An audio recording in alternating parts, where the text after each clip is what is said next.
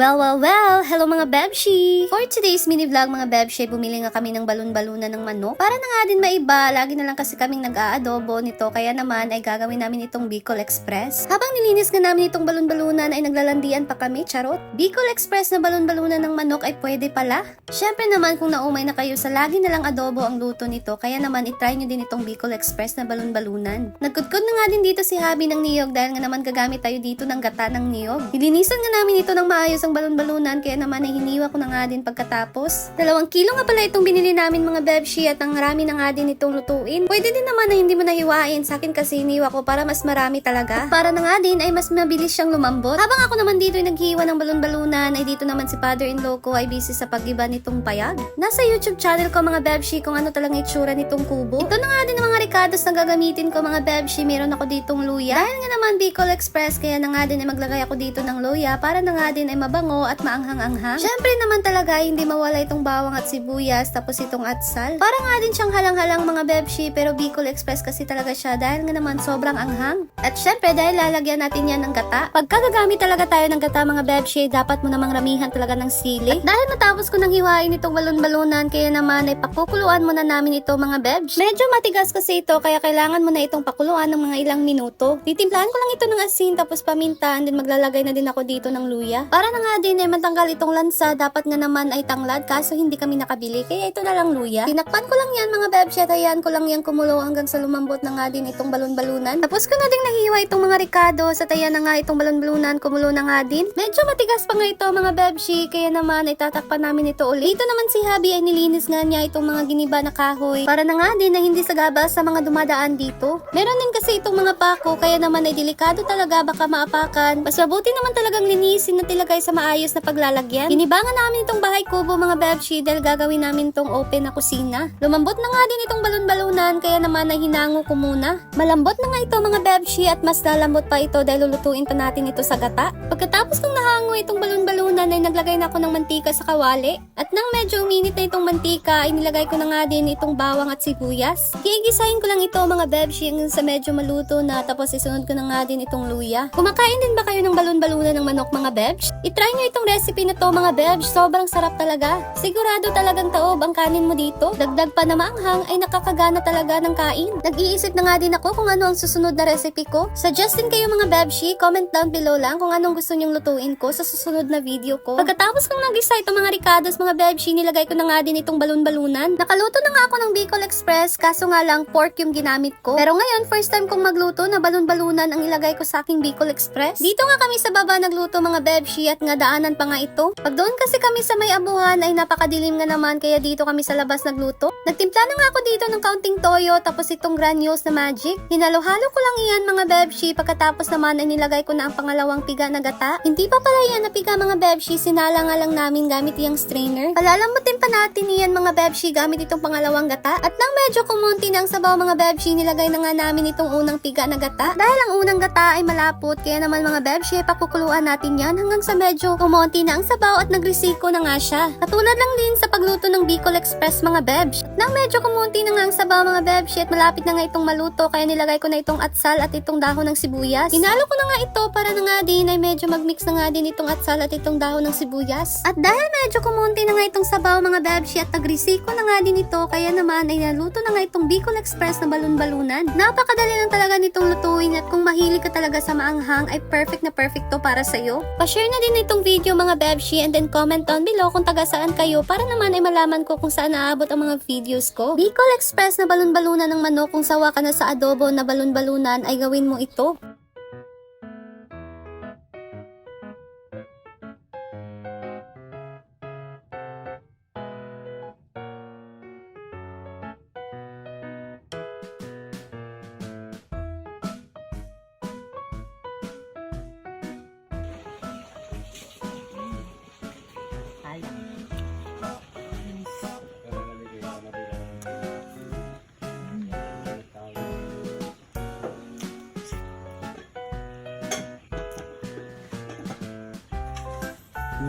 Maraming salamat sa panonood mga Bebshi. See you to my next video. Bye!